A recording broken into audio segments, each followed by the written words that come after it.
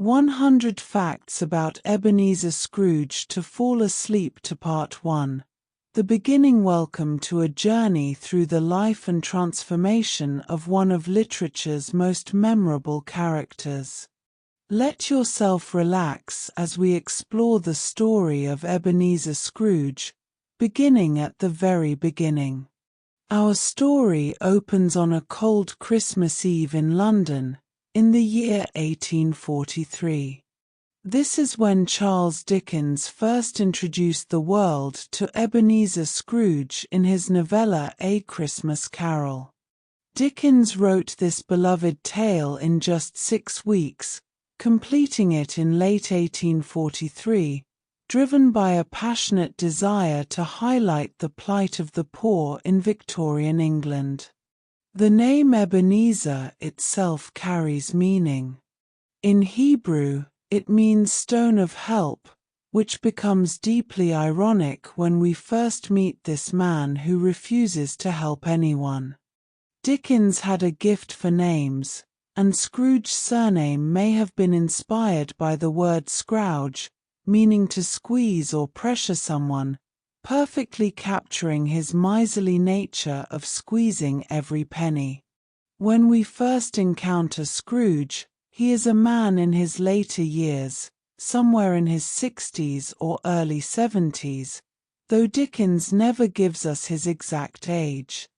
What we do know is that his business partner, Jacob Marley, has been dead for 7 years to the day when our tale begins.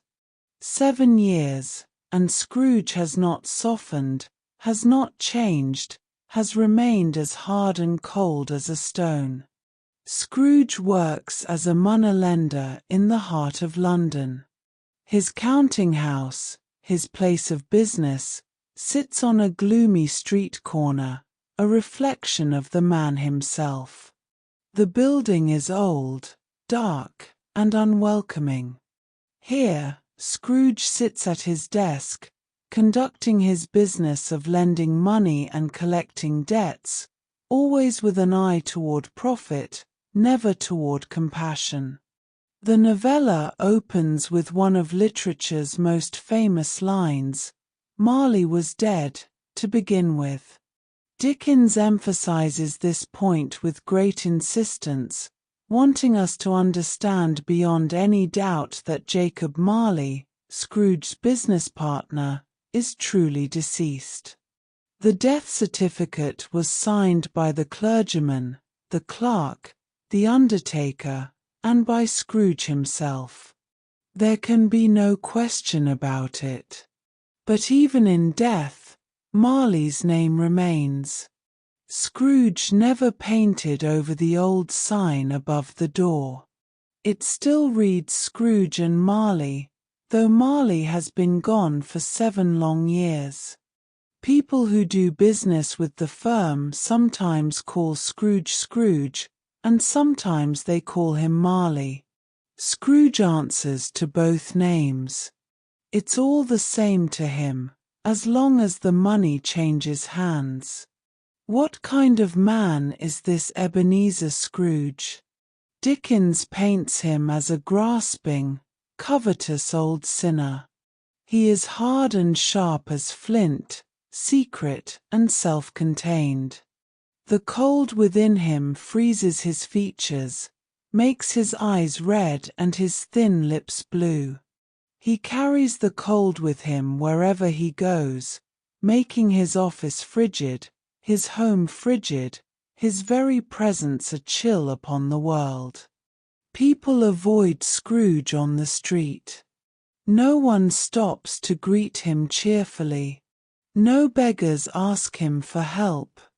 Even dogs seem to sense something about him and give him a wide berth. But Scrooge doesn't mind this isolation. In fact, it suits him perfectly. He prefers to keep the world at a distance, to edge his way along the crowded paths of life, warning all human sympathy to keep away from him. And so, on this particular Christmas Eve, as the fog and darkness thicken in the streets of London, as the cold bites deeper, we find Ebenezer Scrooge in his counting house, keeping his employee, Bob Cratchit, working until the very last moment of Christmas Eve. The story is about to begin, and nothing will ever be quite the same again. Part 2. The Visitor. As the clock moves toward closing time on this Christmas Eve, we find ourselves in Scrooge's counting house, watching the relationship between master and clerk unfold in the dim light of a single candle. Bob Cratchit sits in his small tank of a room, a kind of closet really, copying letters by candlelight. Scrooge keeps the coal box in his own room, you see, and Bob's fire is so small, so pathetically tiny, that it looks like a single coal. Poor Bob cannot replenish it, for Scrooge keeps the coal scuttle close at hand. And so Bob tries to warm himself at the candle, but being a man of limited imagination, as Dickens tells us, he fails to achieve much warmth from such a feeble source. The temperature outside is biting, bitter cold.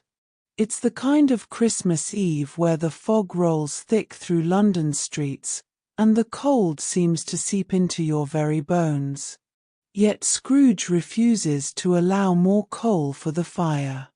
Every lump of coal is money, after all, and Scrooge guards his money more carefully than most men guard their children. Into this gloomy scene comes Scrooge's nephew, Fred. Fred is everything his uncle is not: cheerful, generous, warm-hearted. He bursts into the counting house with a hearty "A Merry Christmas, Uncle. God save you." His face is ruddy and handsome from the cold, his eyes are sparkling, and his breath smokes in the frigid air of his uncle's office. Scrooge's response has become one of the most famous phrases in all of literature. Bah! Humbug! This is Scrooge's opinion of Christmas, expressed in 2 sharp syllables. Humbug, a word that means deception, fraud, something not to be trusted or believed in. To Scrooge, Christmas is nothing but a humbug, a time when people pretend to feelings they don't possess and spend money they cannot afford. Fred, undeterred by his uncle's coldness, invites Scrooge to Christmas dinner the following day. It's an invitation extended every year, and every year Scrooge refuses. But Fred persists because he genuinely loves his uncle, despite everything. He sees past the harsh exterior to something that might still be saved. Fred believes in Christmas, believes in its power to bring people together, to soften hard hearts, to remind us of our common humanity. After Fred departs, still cheerful despite the rejection, 2 gentlemen arrive at Scrooge's door. These are portly, pleasant men who are making the rounds of businesses, collecting charitable donations for the poor and destitute. It is Christmas time, they explain, when want is most keenly felt and abundance rejoices. They wish to raise funds to buy the poor some meat and drink, some means of warmth. They ask Scrooge what he would like to contribute. Scrooge's response chills the very air. He asks whether the prisons are still in operation, whether the workhouses are still functioning. When told that they are, he declares that he supports those institutions with his taxes, and that should be sufficient. He wants nothing to do with private charity. The famous words follow. When asked if he wishes to remain anonymous, Scrooge says he wishes to be left alone. He tells these charitable gentlemen that it's not his business to concern himself with others. It's enough for a man to understand his own business, he says, and not to interfere with other people's.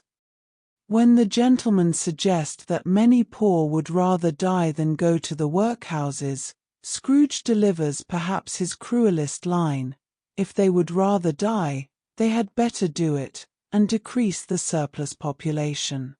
These words, cold and calculating, reveal the depth of Scrooge's disconnection from human feeling.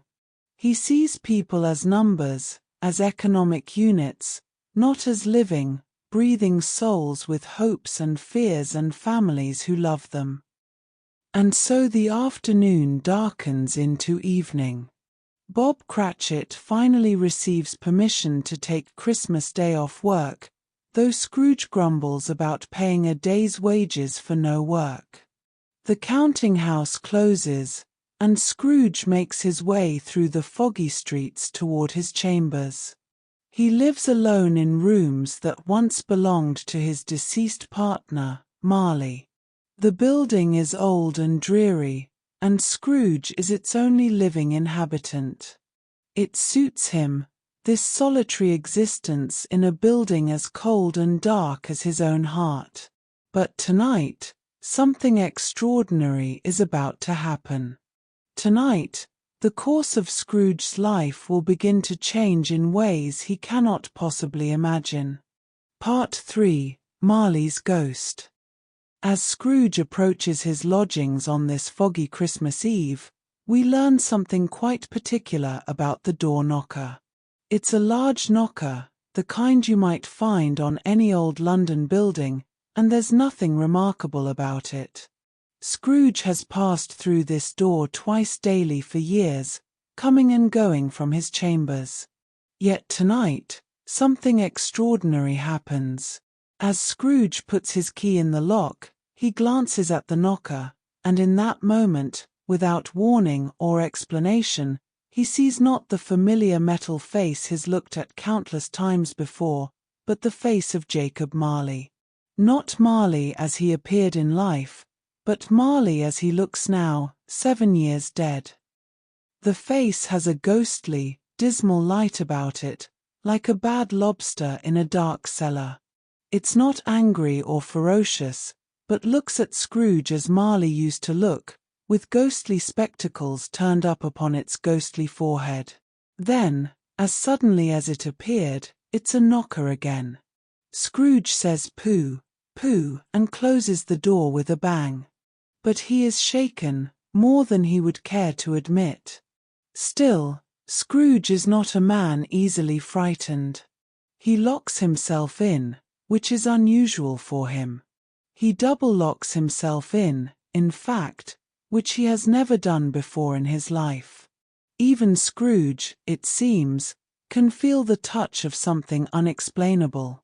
He lights his candle and makes his way upstairs to his rooms. The building is dark and vast, with plenty of space for hiding if anyone were inclined to do so. But Scrooge walks through it slowly, checking each room, his lumber room, the rest of the rooms, looking behind every door as if he half expects to see Marley's pigtail sticking out somewhere. But there's nothing. Just darkness and emptiness and cold. Marley, we should understand, always wore his hair in a pigtail. This was a distinctive feature of his appearance, a style from an earlier era that he maintained throughout his life. Even in death, even as a ghost, Marley's pigtail remains, a small detail that makes his phantom form unmistakably recognizable. Satisfied that he's alone, Scrooge closes his bedroom door behind him and prepares for the evening. He puts on his dressing gown, his slippers, and his nightcap, then sits down before the small fire to take his gruel. Gruel, a thin, watery porridge, this is Scrooge's supper on Christmas Eve. Not a feast, not a celebration, just a bowl of gruel in a cold room before a meagre fire. The room itself tells us much about how Scrooge lives. The fireplace is old, with Dutch tiles depicting various scenes from Scripture. There are Cain and Abel, Pharaoh's daughter finding Moses, and other biblical stories decorating the hearth. But tonight, these tiles seem to come alive in Scrooge's vision. Every tile shows Marley's face. Marley's dead eyes looking out at him from every scene. As Scrooge sits there, trying to dismiss these visions as nonsense, as humbug, he hears a sound. It begins deep in the building below, a clanking, dragging sound, as if someone were pulling a heavy chain across the floor. The sound grows louder, coming up through the building, climbing the stairs, approaching his door. And then it comes straight toward his door, passes through it without opening it, and there, before Scrooge's very eyes, stands the ghost of Jacob Marley. Marley's ghost is a terrible sight to behold. He wears the clothes he always wore in life, his waistcoat, tights, and boots. But wound about him is a long chain, made of cash boxes, keys, padlocks, ledgers, deeds, and heavy purses wrought in steel.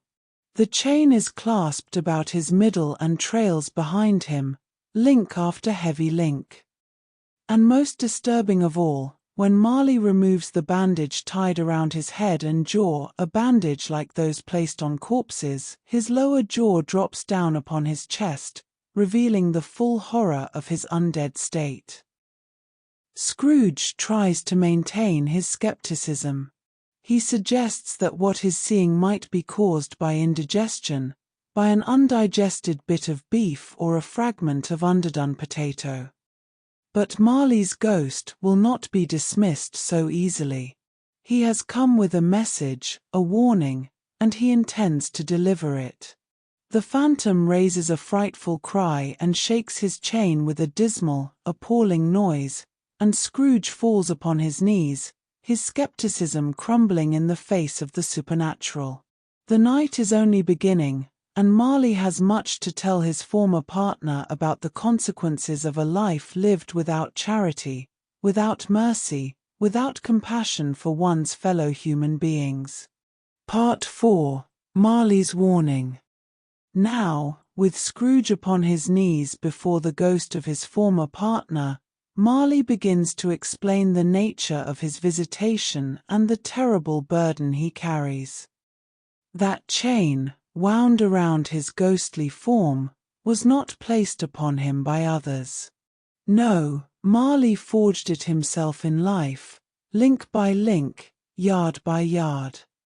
Every selfish act, every moment of greed, every time he turned away from human kindness, these created another link in the chain he now must carry through eternity.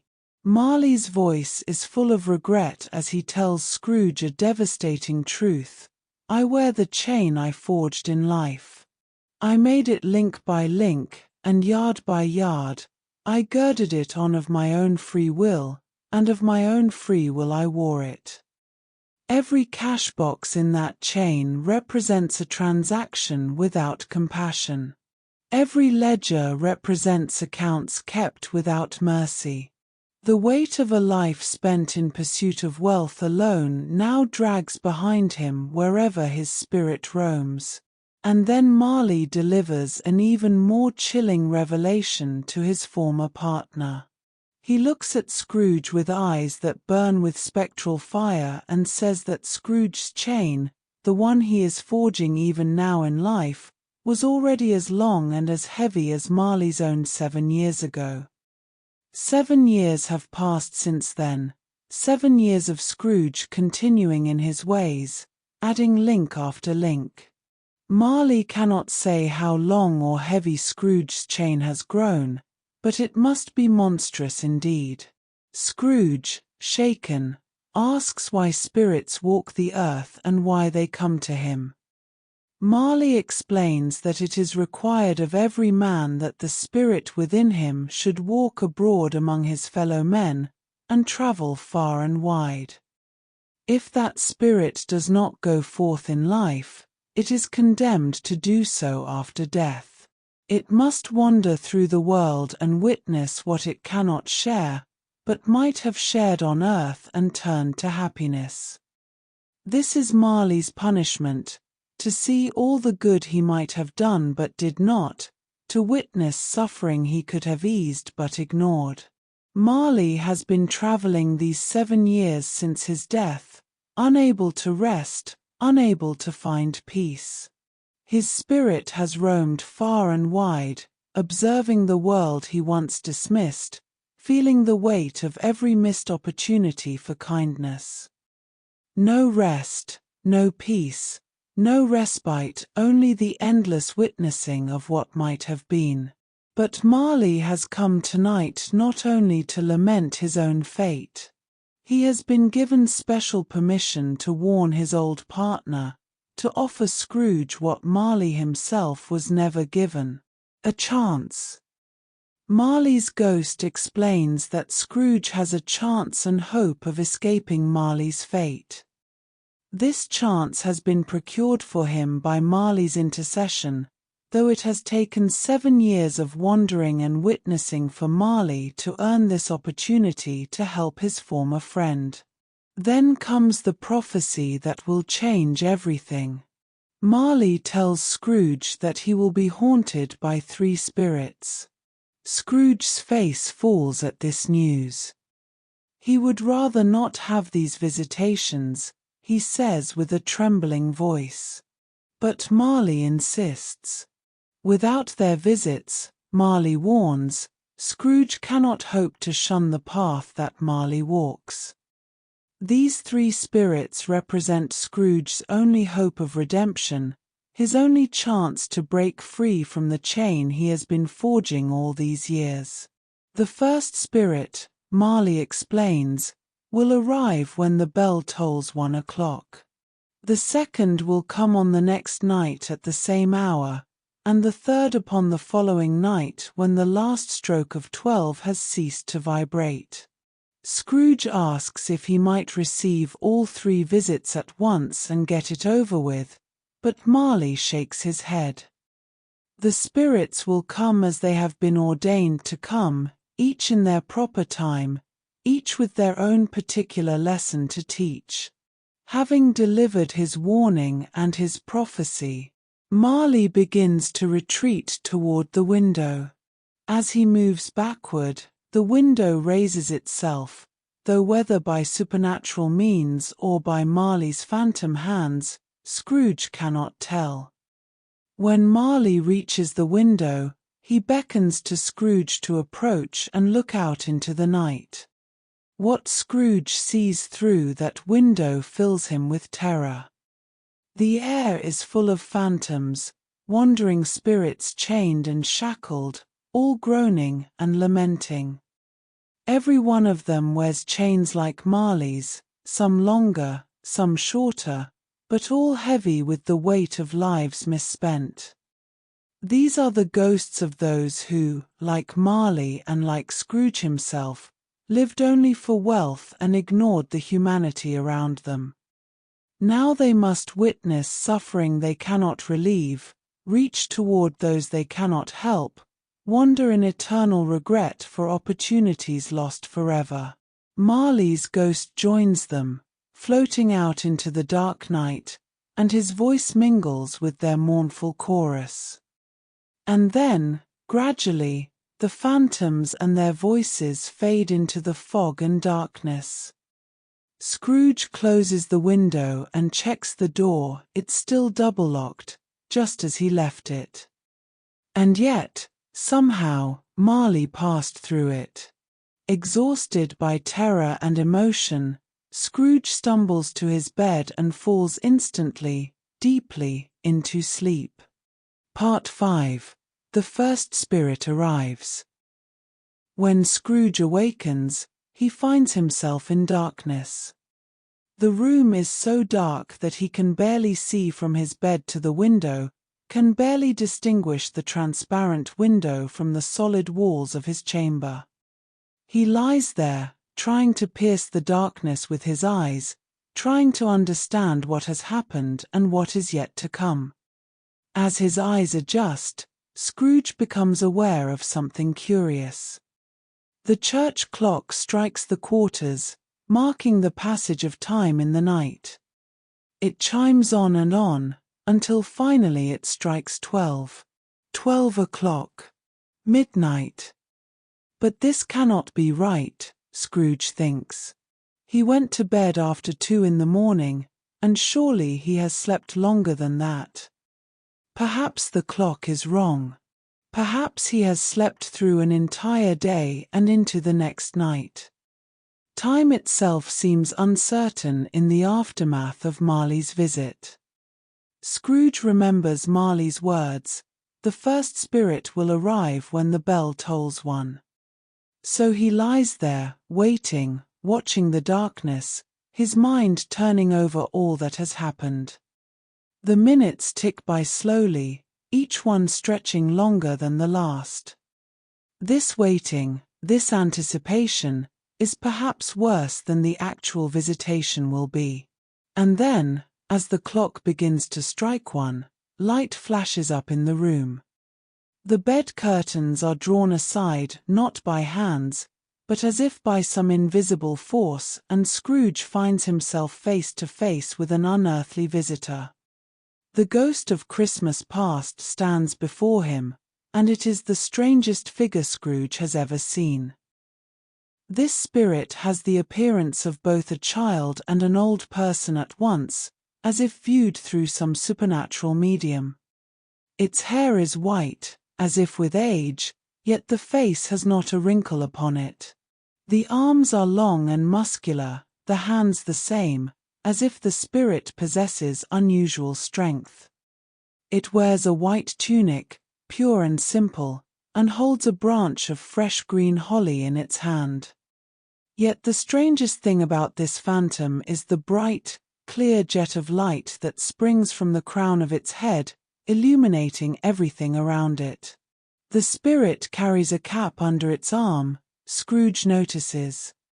This is not just any cap, but what appears to be a great extinguisher, like those used to snuff out candles. Later, Scrooge will understand the significance of this cap, for it represents how people try to extinguish or suppress memories and the light of the past. But for now, he only observes it with growing unease. The ghost of Christmas past speaks in a soft, gentle voice, though its words carry an undeniable authority. "I am the ghost of Christmas past," it says. When Scrooge asks which past, the spirit replies, "Your past." It has come to show Scrooge the Christmases he has lived through, the moments that shaped him into the man he has become. The spirit extends its hand to Scrooge and tells him to rise and walk with him. Scrooge protests. "He's an old man," he says. "The night is cold, and he's not dressed for going out. He doesn't feel well." But the spirit will not be deterred. It grasps Scrooge's arm with gentle but irresistible force, and suddenly they are moving toward the window. Scrooge cries out that he is mortal and liable to fall, but the spirit touches his heart and says simply, "Bear but a touch of my hand there, and you shall be upheld in more than this." And then they pass through the wall and out into the night. But they are not in London anymore. The city has vanished, along with the fog and the darkness. Instead, they stand on an open country road with fields on either side. The darkness of night has lifted, and it's a clear, cold winter day. Snow lies upon the ground, and in the distance, Scrooge can see something that makes his heart leap with an emotion he thought long dead. "Good heaven," says Scrooge, his voice trembling. "I was bred in this place. I was a boy here." The spirit knows this already, of course. It has brought Scrooge to the scenes of his childhood, to the place where everything began. And as they stand there on that country road, with the cold winter air around them and the familiar landscape stretching before them, something begins to stir in Scrooge's frozen heart. Memories, long buried, long suppressed, begin to surface. The ghost has only just begun its work, and already Scrooge feels the first crack in the armor he has built around himself over so many years. The past is not dead, the spirit seems to say. The past lives within us, shaping us, making us who we are. And sometimes, to move forward, we must first journey backward. Part 6. Memories of Childhood. As Scrooge stands on that country road, looking at the landscape of his boyhood, the ghost of Christmas past asks him a simple question. Do you remember the way? And Scrooge does. He remembers it perfectly.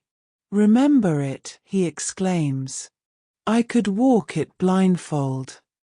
Every hedge, every gate, every tree along this path is etched into his memory, preserved there through all the years of his cold, isolated life in London. They walk together, Scrooge and the spirit, and as they go, Scrooge begins to notice something remarkable. There are other travelers on the road, boys on ponies, boys in country carts, all heading in the same direction. They're calling out to one another with voices full of joy and excitement. It's clear they're all going home for Christmas, released from their schools, heading toward warm fires and welcoming families. The air rings with their laughter and their cheerful greetings to one another. The spirit asks Scrooge why he trembles as he watches these boys. And Scrooge realizes, with a pang of emotion he hasn't felt in decades, that these shadows of the past are affecting him deeply. He can see them, hear them, but they pay no attention to him and the ghost.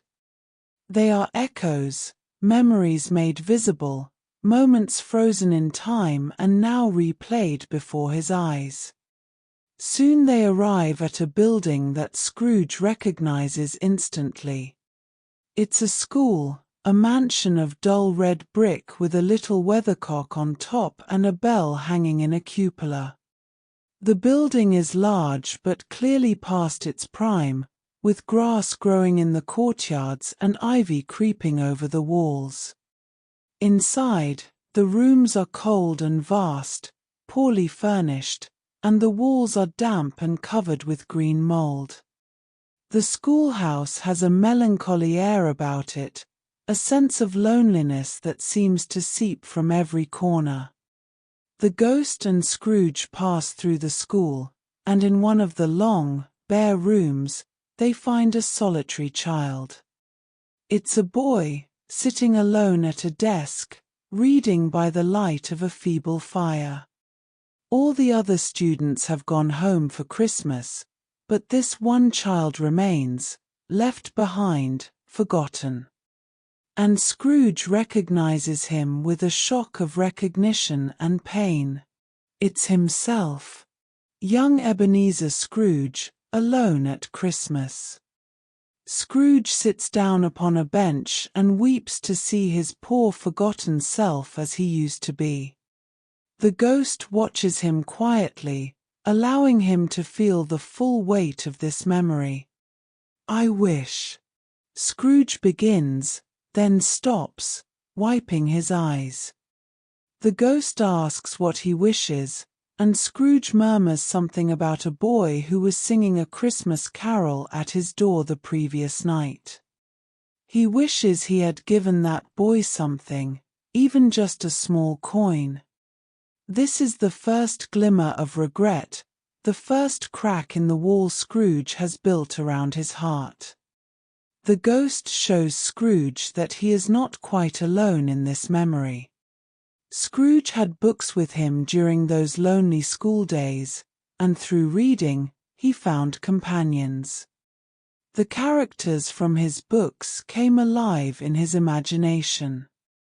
There, in the corner, Scrooge can see them now: Ali Baba from the Arabian Nights, Robinson Crusoe on his desert island, and other figures from the stories that kept a lonely boy company through long, isolated winters.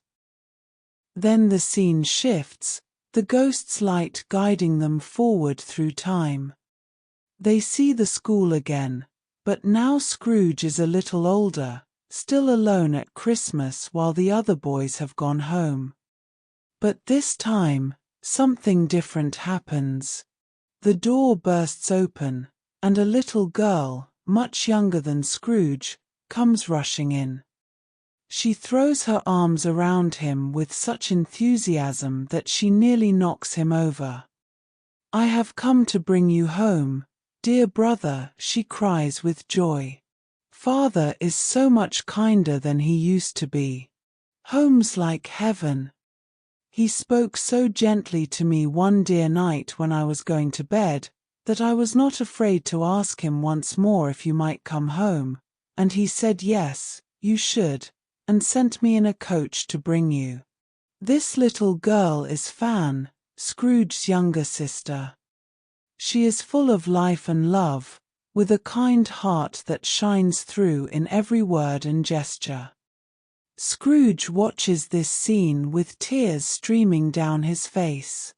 "Always a delicate creature, whom a breath might have withered," says the ghost, observing Scrooge's reaction. "But she had a large heart." Scrooge nods, his voice breaking as he says, "So she had." The ghost adds quietly, "She died a woman, and had, as I think, children."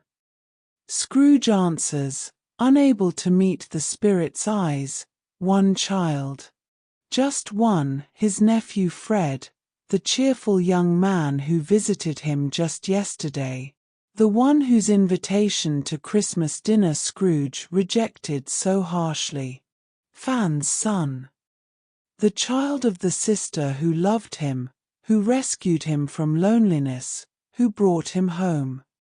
The weight of this realization settles over Scrooge like a heavy blanket. Fan's kindness, her love, lives on in Fred. And Scrooge has repaid that legacy with coldness and rejection, year after year after year. Part 7. Fezziwig's Ball. The ghost of Christmas past is not finished with its lessons. The light that shines from its head grows brighter, and the scene shifts once more. Now they find themselves in a different place entirely, in the busy thoroughfare of a city on Christmas Eve. It's not modern London, but London as it was in Scrooge's youth, decades earlier. The streets are filled with people hurrying about their business, and the shops glow with warm light against the winter darkness. The ghost and Scrooge stop before a certain warehouse, and the spirit asks with a knowing smile, "Do you know this place?" Scrooge knows it indeed.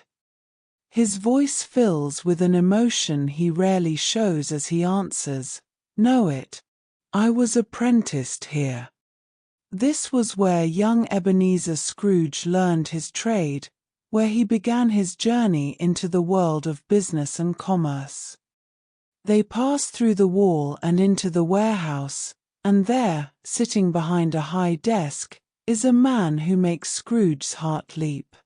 It's old Fezziwig, his former master, his employer during his apprentice years. Fezziwig sits there, substantial and jovial, looking exactly as Scrooge remembers him.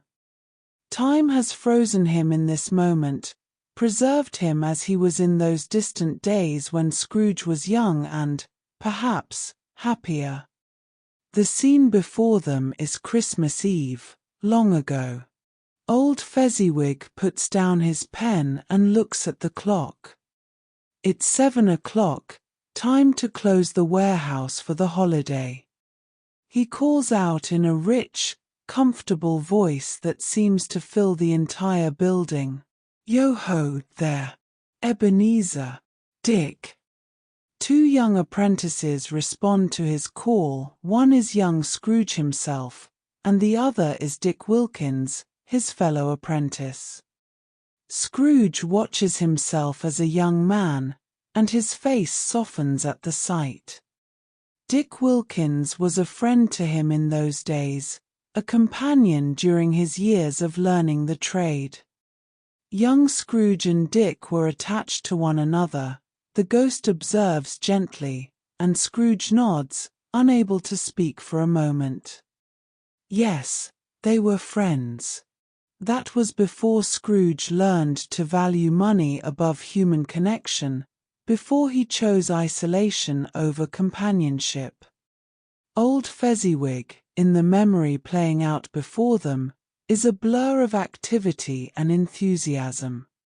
He tells the boys to shut up the shop quickly, and they do so with willing hearts. Then, in no time at all, the warehouse is transformed. With Fezziwig directing the operation with cheerful authority, the space is cleared for a party.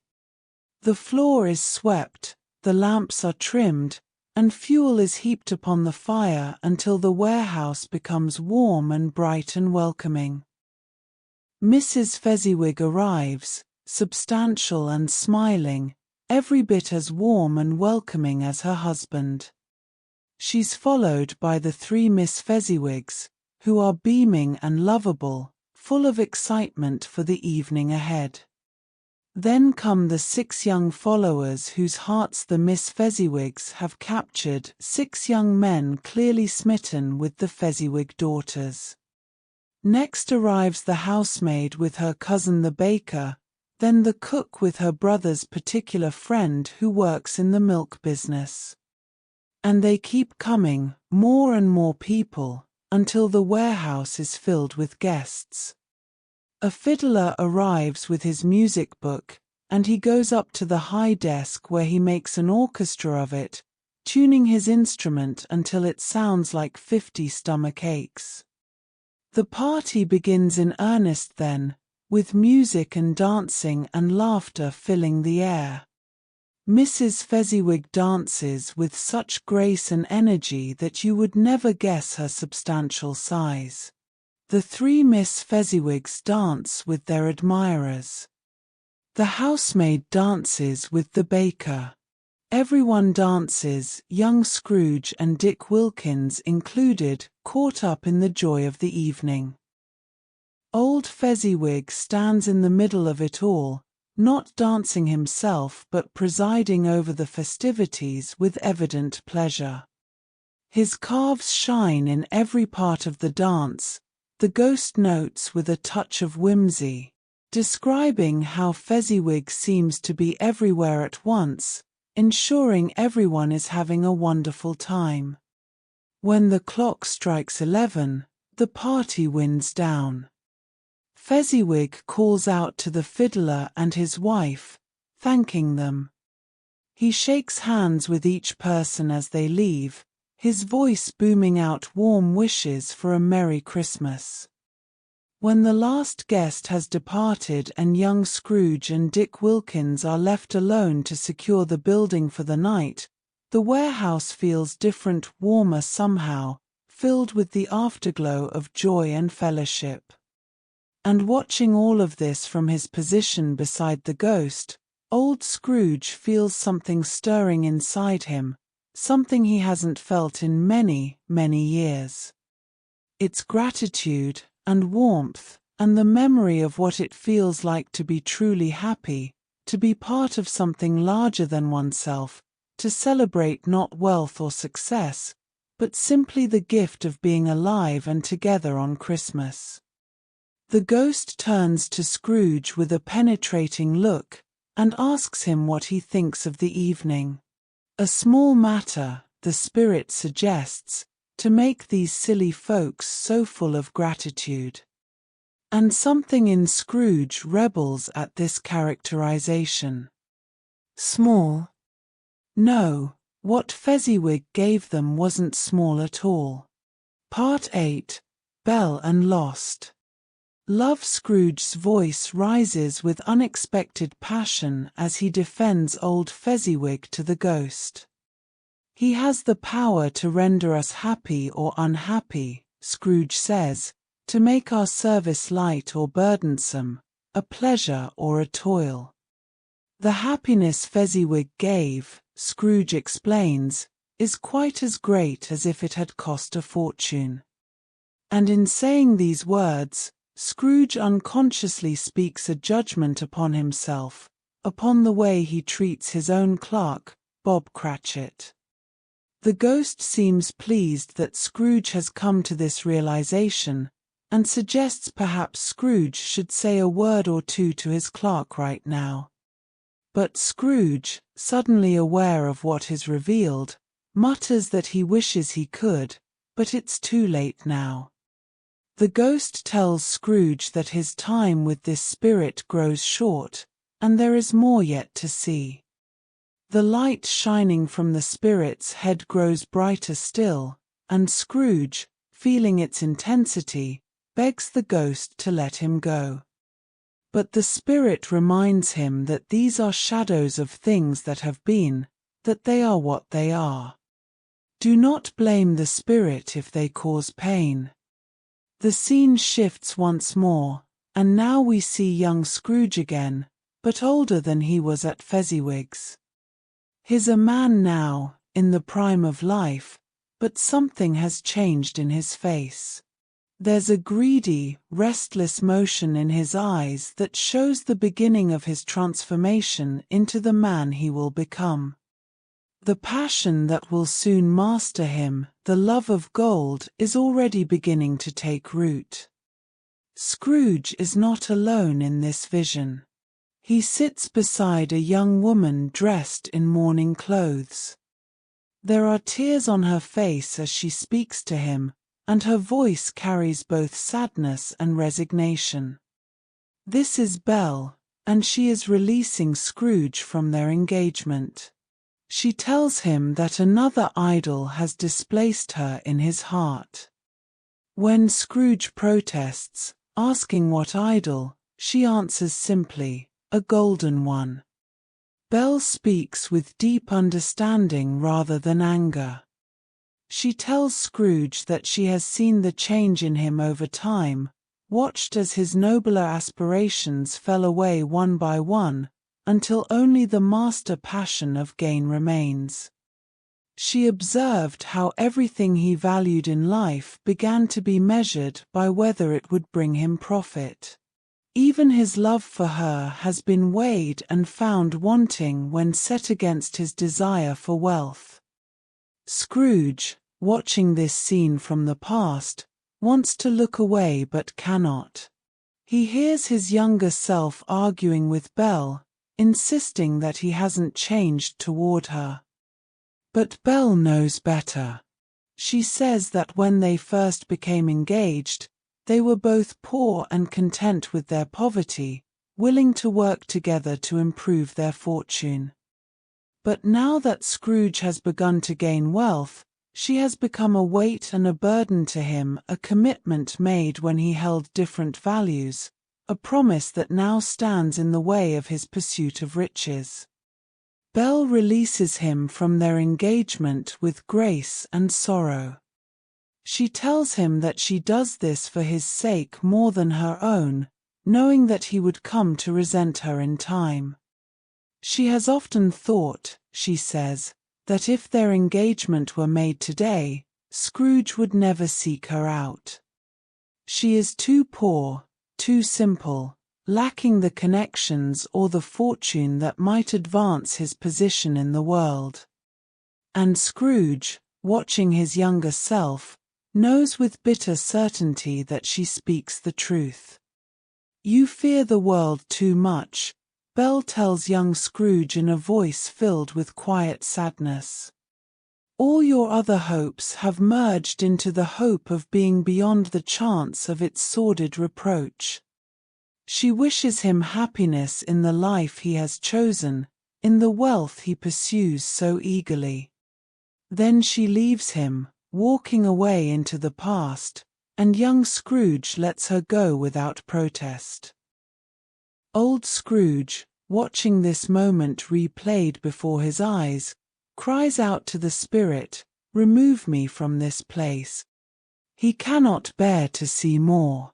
But the ghost holds him firmly, forcing him to witness one more vision. The scene changes, and they see Belle again, but years have passed. She's no longer young, though she's still beautiful in middle age.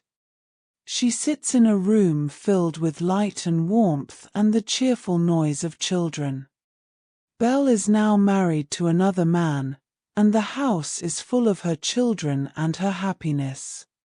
Her husband comes in, laden with Christmas toys and presents, and the children rush to greet him with shrieks of delight. They climb all over him, pulling at his coat, competing for his attention.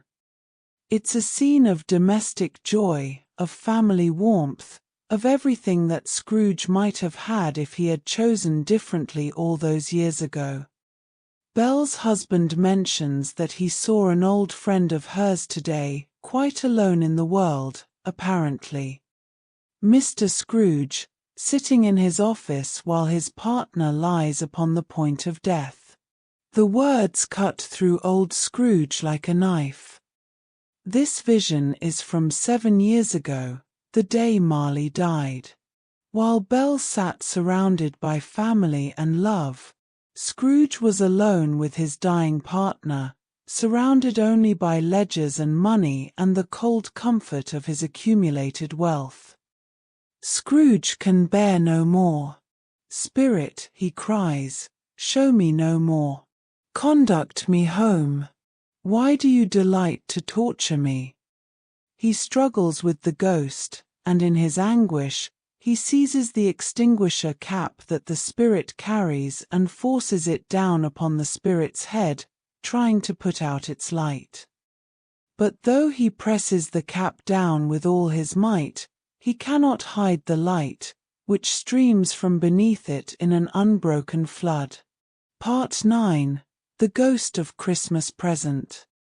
Exhausted by his struggle with the ghost of Christmas past, Scrooge finds himself back in his own bedroom. He has no recollection of how he returned there, no memory of the journey back. One moment he was pressing the extinguisher cap upon the spirit's head, and the next he was conscious of being in his own room. Overcome with drowsiness, Scrooge tumbles into bed fully clothed and falls instantly into a deep, heavy sleep. When Scrooge awakens again, the room is so dark he can barely see. But as his eyes adjust, he becomes aware of a strange, ruddy light streaming under his bedroom door. This is unusual, concerning even. The light pulses and flickers, brighter than any ordinary lamp or candle. Scrooge rises from his bed, shuffles in his slippers to the door, and grasps the handle. A voice from within calls out, commanding him to enter. Scrooge obeys, turning the handle and stepping through. The room he enters is not his own sitting room as he knows it. It has been transformed into something extraordinary, something almost beyond belief. His ordinary, sparse, cold chambers have become a bower of Christmas greenery. Holly, ivy, and mistletoe hang from every surface. The walls and ceiling are decorated with living green, so that the room looks like a perfect grove.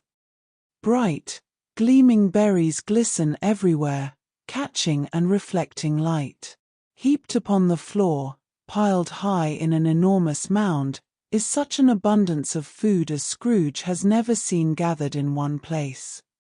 There are turkeys, geese, game, poultry, brawn, great joints of meat, suckling pigs, long wreaths of sausages, mince pies, plum puddings, barrels of oysters, red-hot chestnuts, cherry-cheeked apples, juicy oranges, luscious pears, immense 12th cakes, and seething bowls of punch. The sight is overwhelming, a feast fit for a city, all gathered here in his transformed room.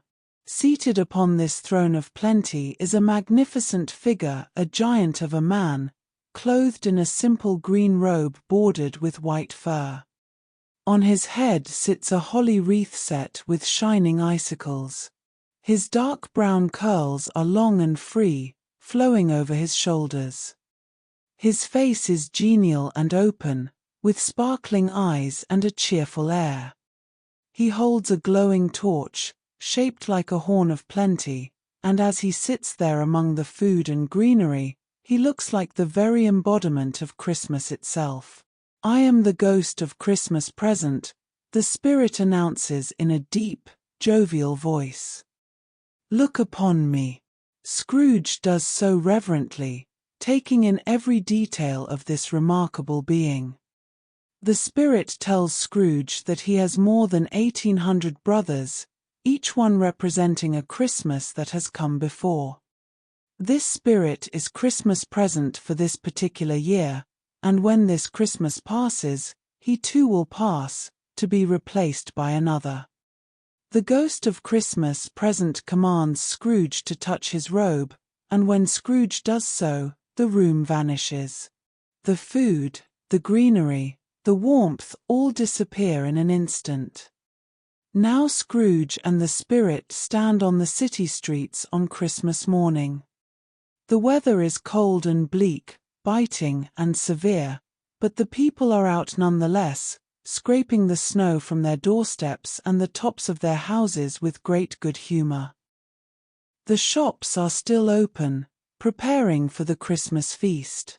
Scrooge and the spirit pass by poulterers' and grocers' shops, where the sights and sounds and smells of Christmas are almost overwhelming.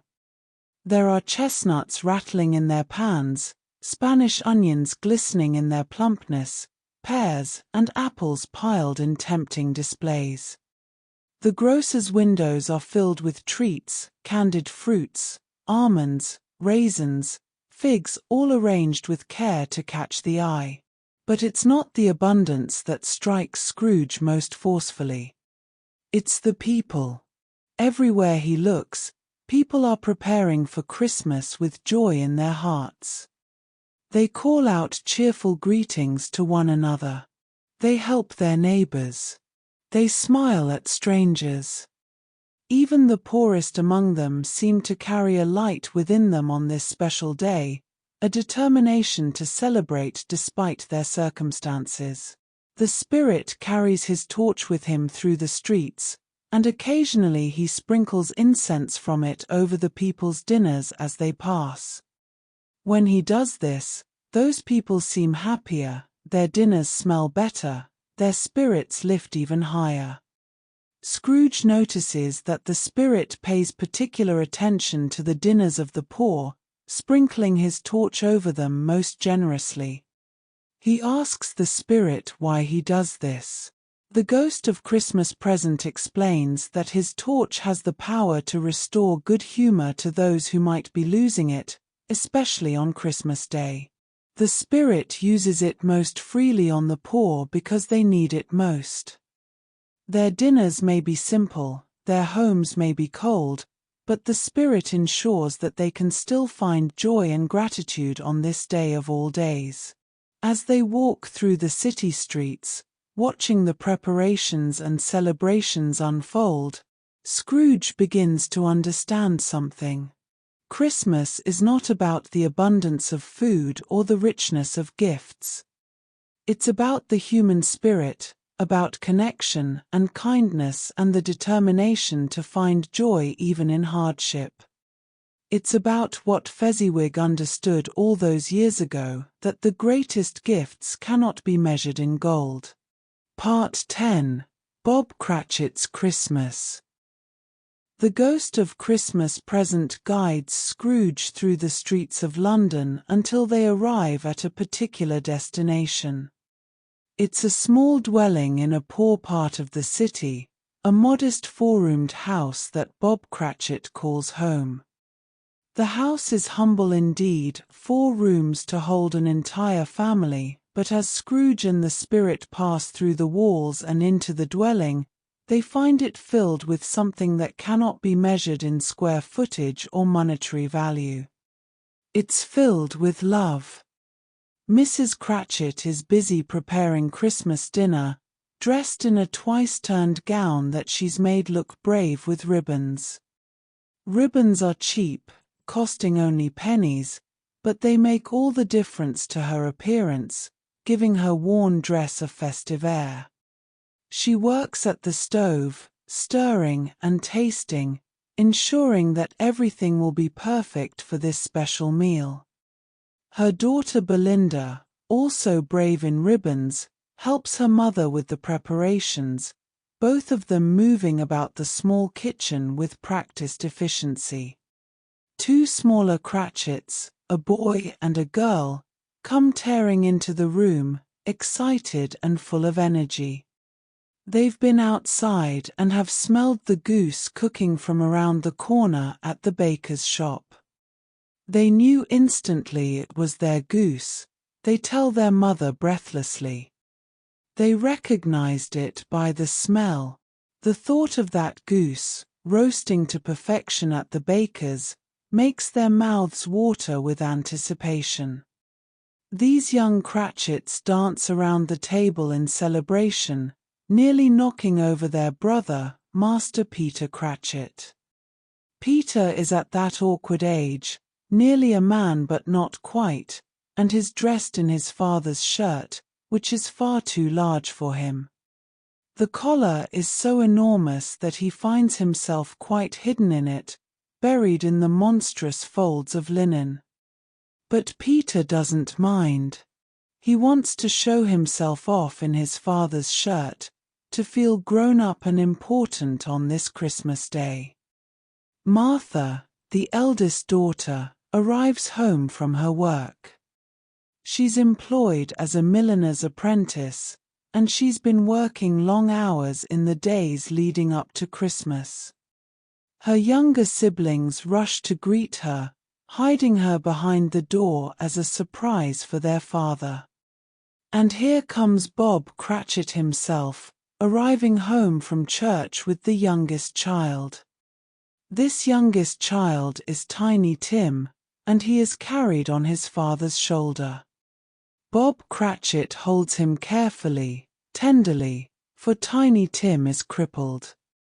The boy bears a little crutch, and his limbs are supported by an iron frame, a brace that helps him move about when he must walk. The frame and the crutch are painful reminders of the child's fragility, of the illness or injury that has weakened his small body. Bob's voice is cheerful as he enters, calling out to his wife about how well Tiny Tim behaved in church. The boy is light as a feather to carry, Bob says, though sometimes it makes him sad to carry his son, knowing that the child cannot walk unaided. Tiny Tim's voice, small but clear, speaks up to tell his father that he hoped the people saw him in church because he is a cripple. He wanted them to see him on Christmas Day, he explains, so they might remember who it was that made lame beggars walk and blind men see. The simple faith and goodness in these words bring tears to Bob's eyes. The family gathers for their Christmas feast, and what a feast it is, not in size or expense, but in the joy with which it's received. The goose arrives from the baker's, and though it's a small bird for such a family, Mrs. Cratchit pronounces it the finest goose ever roasted. They eat it with apple sauce and mashed potatoes, and everyone agrees that it's delicious, more than sufficient, a perfect Christmas goose. After the goose comes the crowning glory of the meal, the Christmas pudding. Mrs. Cratchit disappears nervously to fetch it, worried that it might not have turned out well, that it might have broken in the unmolding or that something might have gone wrong. But when she returns bearing the pudding, it's perfect, round and firm, speckled with raisins, blazing with brandy, and decorated with a sprig of holly stuck in the top. It's not a large pudding, not by any means, but to the Cratchit family, it's a magnificent achievement.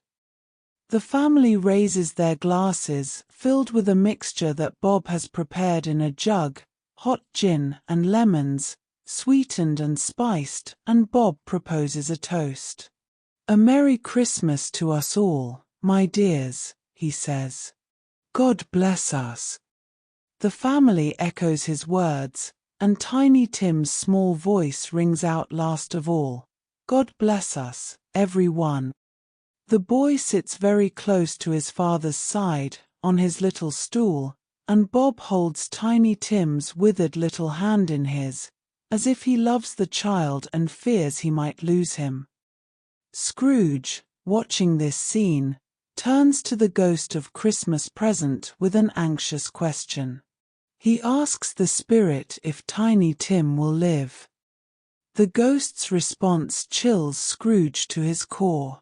The spirit tells him that he sees a vacant seat in the poor chimney corner and a crutch without an owner, carefully preserved.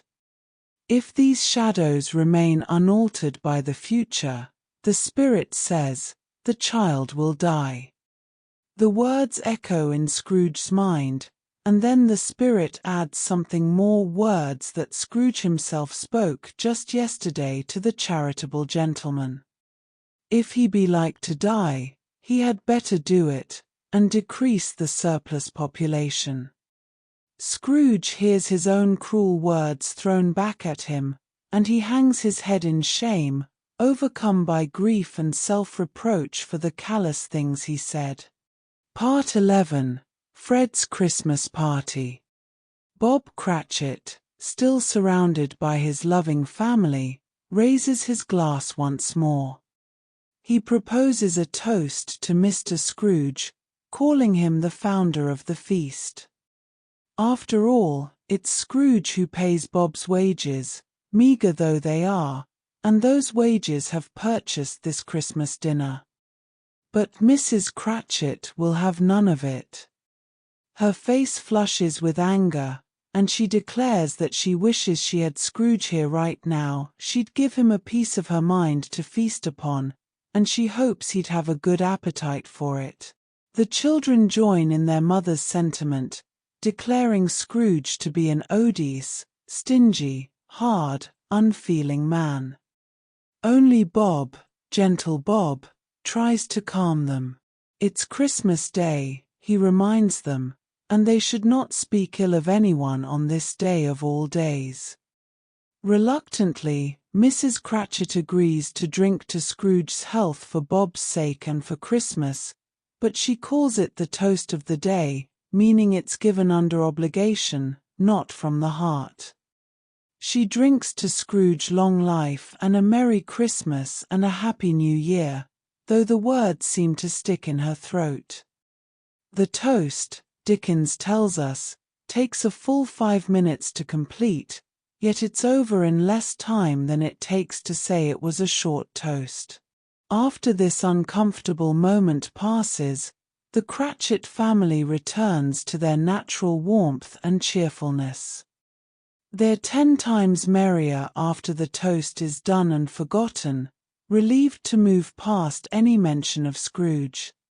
They gather around the fire and talk, and Bob tells them about the kindness he's seen, about the people he's met. He mentions how well Tiny Tim behaved in church, how people remarked on what a fine boy he is, and the family glows with pride and love for the smallest member of their household. The ghost of Christmas present watches Scrooge's reaction to all of this, and then, with a gesture, transports them away from the Cratchit home. They move through the city, through the morning, and into the afternoon. Everywhere they go, Scrooge sees Christmas being celebrated in homes rich and poor, in hospitals and almshouses, in foreign lands where British sailors celebrate far from home. The spirit shows Scrooge that Christmas lives in the hearts of people everywhere, regardless of their circumstances. Finally, they arrive at another house, and Scrooge recognizes it instantly. It's his nephew Fred's house, bright and warm and filled with the sound of laughter. Fred is hosting his Christmas party, and the house rings with merriment. Fred himself is in the middle of telling a story, laughing so hard he can barely get the words out. His wife laughs with him, and so do their guests, a plump sister with a lute, Fred's wife's other sister, and various friends gathered for the celebration. Fred is telling them about his visit to Scrooge the day before, describing how his uncle responded to his Christmas wishes. He said that Christmas was a humbug, as I live. Fred exclaims, still laughing. He believed it too. The company expresses surprise and some disapproval at Scrooge's attitude, but Fred defends his uncle in his own way. He says that Scrooge's offenses carry their own punishment, his wealth is of no use to him because he doesn't do any good with it, doesn't make himself comfortable with it. Fred has no patience with Scrooge's miserly ways, but he can't help pitying his uncle. Fred's wife, a young woman as beautiful as she is kind-hearted, suggests that Scrooge must be very disagreeable. But Fred laughs at this, admitting yes, his uncle is disagreeable, he's a comical old fellow, really, not quite as pleasant as he might be. However, Fred insists, his uncle's offenses hurt no one but himself, and Fred has nothing to say against him. In fact, Fred declares, he feels sorry for Scrooge. Who suffers from his ill whims? Only Scrooge himself. Fred is determined to wish him a Merry Christmas every year, whether Scrooge likes it or not. The party continues with games and laughter. They play a game where they must guess what Fred is thinking of, using only yes or no questions. Fred thinks of something, and his guests begin asking, is it an animal? Yes. Does it live? Yes. A disagreeable animal? Yes. A savage animal? Yes. Does it growl and grunt? Yes. Does it live in London? Yes. Is it led about by someone? No. Does anyone want to buy it? No. The questions continue, narrowing down the possibilities, until finally Fred's wife's sister bursts out with the answer. I know what it is, Fred. It's your Uncle Scrooge. The entire party erupts in laughter, and Fred declares that she's quite right. They've been playing a game about Scrooge all along, describing him as an animal, disagreeable, savage, growling and grunting, unwanted and unloved. Yet even in making sport of him, there's an underlying affection in Fred's treatment of his uncle, a determination not to give up on him. Fred raises his glass and offers a toast. A Merry Christmas and a Happy New Year to the old man, whatever he is. He wouldn't take it from me, but may he have it nevertheless. Uncle Scrooge. The whole party drinks to Scrooge's health, and invisible among them, unable to be heard or seen, old Scrooge himself feels a warmth spreading through him. He finds himself wanting to thank them, wanting to join in their celebration, wanting to be part of this warmth and fellowship he's denied himself for so long. Part 12. Ignorance and Want. The ghost of Christmas Present takes Scrooge on many journeys throughout that long Christmas day and into the night. They visit miners living in the most remote and desolate places, lighthouse keepers standing watch on lonely rocks surrounded by wild waters, and sailors working on ships far out at sea.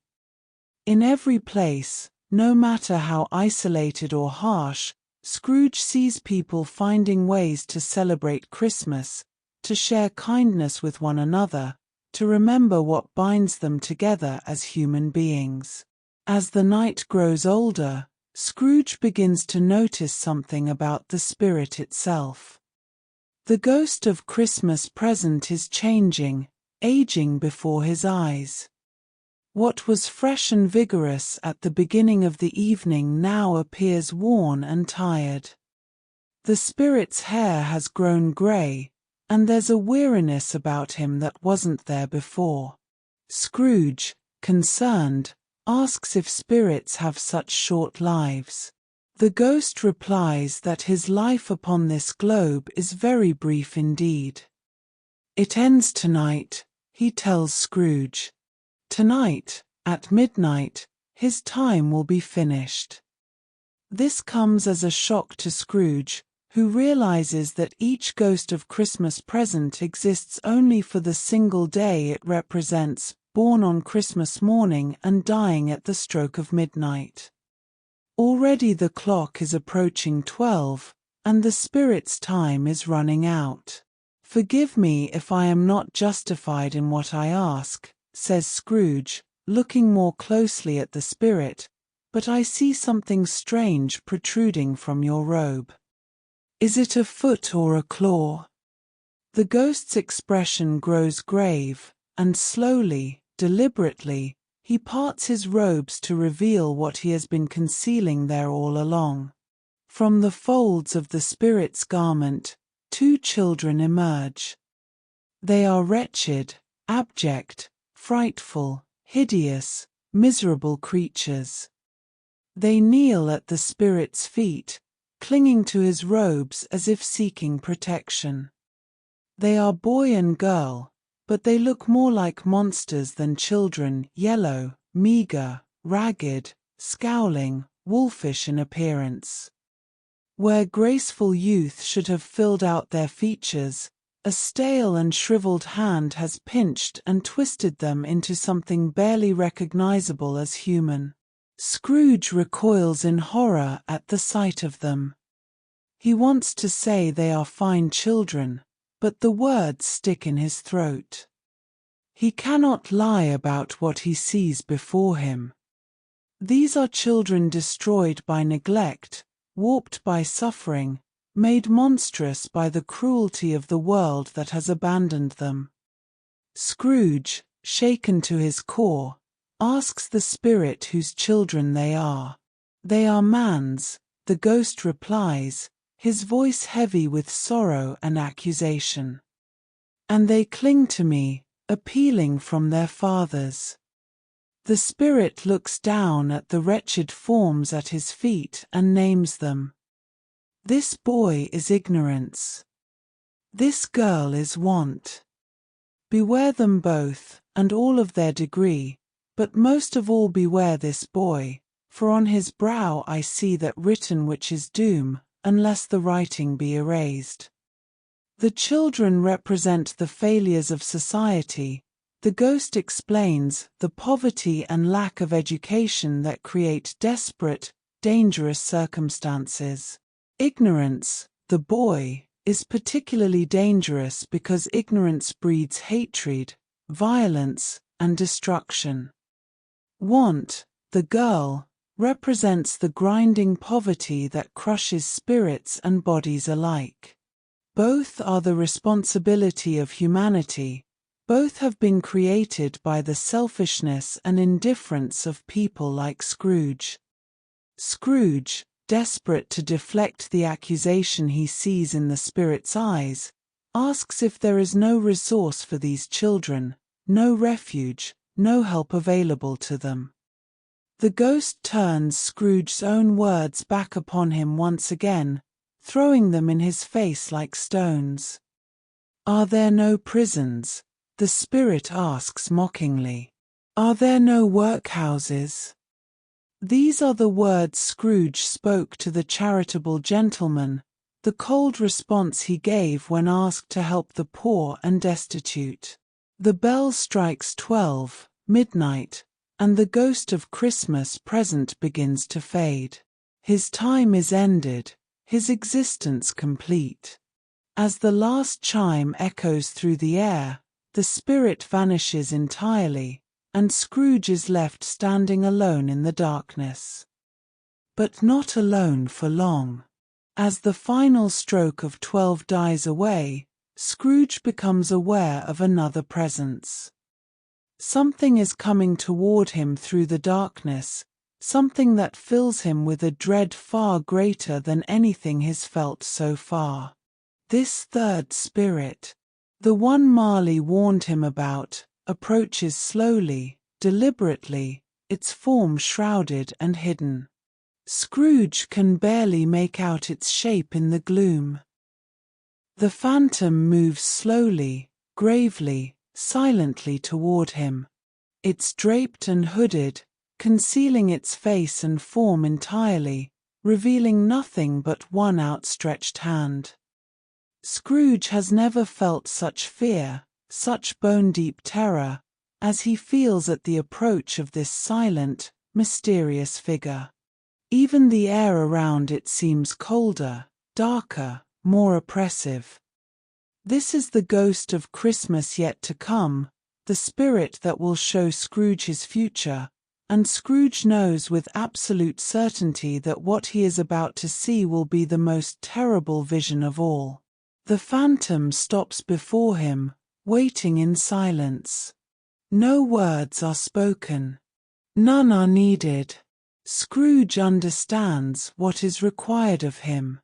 He must follow this spirit into the shadows of the future, must witness what will come to pass if he continues on his present path. His hands tremble, his heart pounds, but there is no escape. The journey must continue to its conclusion. Part 13. The Ghost of Christmas Yet to Come. The ghost of Christmas yet to come stands before Scrooge, a solemn phantom shrouded in deep black garments that conceal its entire form. The spirit is tall and stately, moving with a slow and measured grace that makes it seem like the very embodiment of mystery and dread. Unlike the previous spirits, this ghost does not speak. It communicates only through gesture, through the pointing of that single outstretched hand, through its silent and terrible presence. Scrooge falls to his knees before the phantom. He finds himself trembling, filled with a fear he cannot quite explain. The very presence of this spirit seems to scatter gloom and mystery around it. I am in the presence of the ghost of Christmas yet to come? Scrooge asks, his voice barely above a whisper. The phantom doesn't answer, but the outstretched hand points straight ahead, confirming Scrooge's assumption. You are about to show me shadows of the things that have not happened, but will happen in the time before us, Scrooge continues, trying to understand the nature of what is about to witness. The ghost gives no answer, but its hand remains pointed forward, unwavering. Scrooge, gathering what courage he can, says that he fears this spirit more than any other, but he knows he must follow. He promises to walk beside the phantom with a thankful heart, hoping to learn from what he sees. The ghost moves forward, and Scrooge follows. The spirit's hand continues to point the way, directing them through the darkness. They find themselves suddenly in the heart of the city, in the financial district where merchants and businessmen gather to conduct their affairs.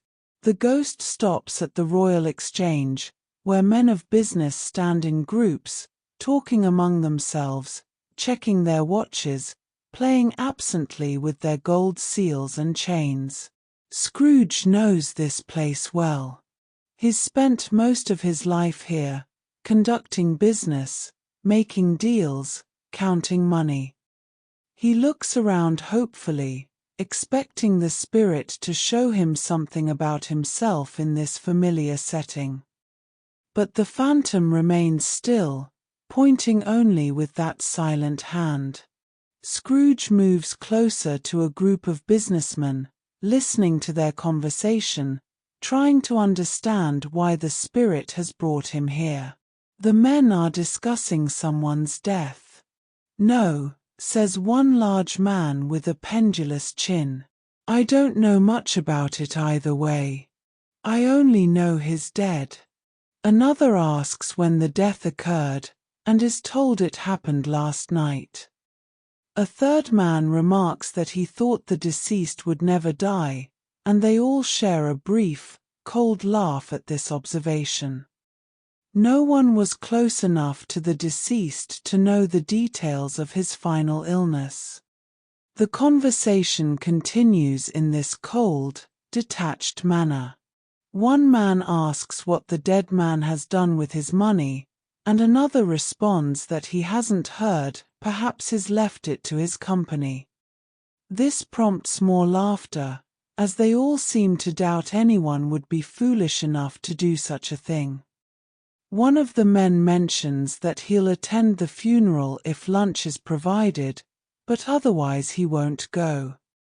The others agree they'll only attend if there's a meal involved. Otherwise, they say, they certainly won't go out of their way. Scrooge listens to all of this with growing unease. The callousness of their discussion, the complete lack of emotion or grief, the way they treat this death as nothing more than a minor business matter, it all strikes him as deeply wrong. Yet something nags at him. He wants to know who the dead man is. But the phantom offers no explanation, simply stands in its black robes, silent and inscrutable. The spirit's hand points again, and they move on through the city. They pass through familiar streets, but darker now, more shadowy, as if the future the spirit shows him is a place of dimness and despair. Scrooge tries to see himself in the scenes they pass, but he sees nothing. It's as if he has vanished from the world entirely, leaving no trace behind. They arrive at a part of the city Scrooge rarely visits, a district of narrow streets and dirty shops, where the buildings lean together as if for support. The area reeks of crime and misery and poverty. Here, the shops deal in second-hand goods, in items of questionable origin, in the cast-offs and remnants of other people's lives. Iron, old rags, bottles, bones, and greasy scraps are piled in windows and doorways. The phantom leads Scrooge to a junk shop run by a man known as Old Joe. The shop is dark and filthy, filled with the accumulated debris of countless lives. As they watch, 3 people arrive at the shop almost simultaneously: a charwoman, an undertaker's man, and a laundress. They've all come for the same purpose, and when they recognize each other, they burst out laughing at the coincidence. Each of them carries a bundle, and it quickly becomes clear that they've all come to sell items they've stolen. The charwoman is the boldest of the 3. She drops her bundle on the floor with a thump and demands that Old Joe tell her what it's worth. She's not afraid, she declares. They all have the same right to profit from the situation. The dead man didn't need these things anymore, she reasons, so why shouldn't the living benefit? Old Joe examines her bundle: bed curtains, rings removed from fingers, a pencil case, a pair of sleeve buttons, and a brooch of no great value. He offers her a price, and after some haggling, they agree. Part 14. The Stolen Goods. The undertaker's man steps forward next, emptying his bundle onto the floor with a clatter. Old Joe examines the contents carefully: a seal, a pencil case, a pair of sleeve buttons, and a few other small items of personal property. These are trinkets, small valuables that might be found in any man's possession. The undertaker's man haggles over the price, but eventually accepts Old Joe's offer and pockets the money with satisfaction. Now it's the laundress's turn, and she's brought the most substantial bundle of all. She unwraps it slowly, revealing sheets and towels, a little wearing apparel, and most shocking of all, the very shirt the dead man was meant to be buried in. Old Joe recoils slightly at this last item, asking if the dead man will be buried in his clothes without a shirt. The laundress laughs harshly and says she found an old cotton shirt to put on him instead, quite good enough for the purpose, she insists.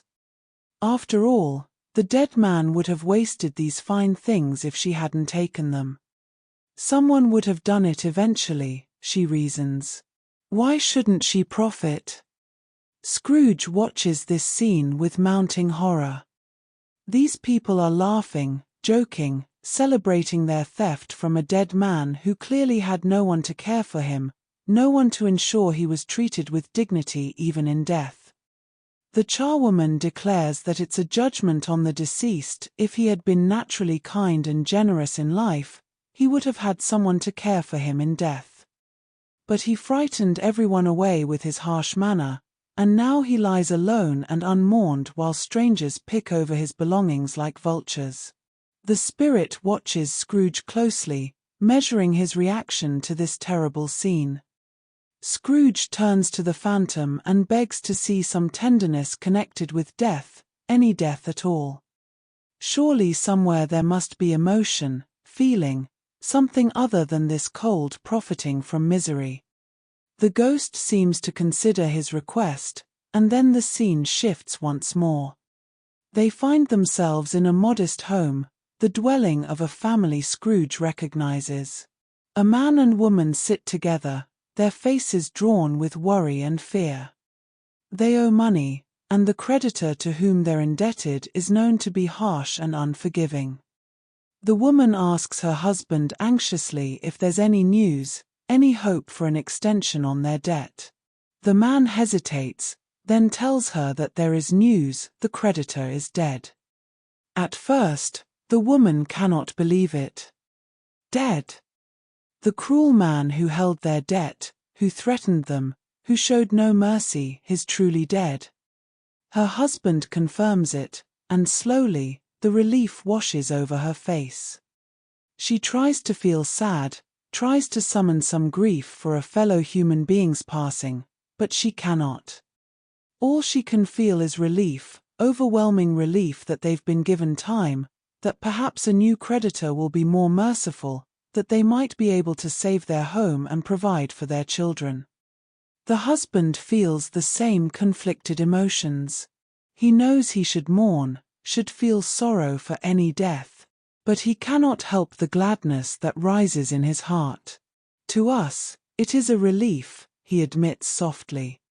They hold each other, these two people, grateful for the reprieve that death has brought them, even as they acknowledge the darkness of finding comfort in another's demise. This, then, is the tenderness connected with death that Scrooge asked to see: not grief, but relief, not mourning, but gladness. Scrooge is deeply troubled by what is witnessed. Let me see some tenderness connected with a death, he pleads with the spirit again, hoping for something better, something that will restore his faith in human nature.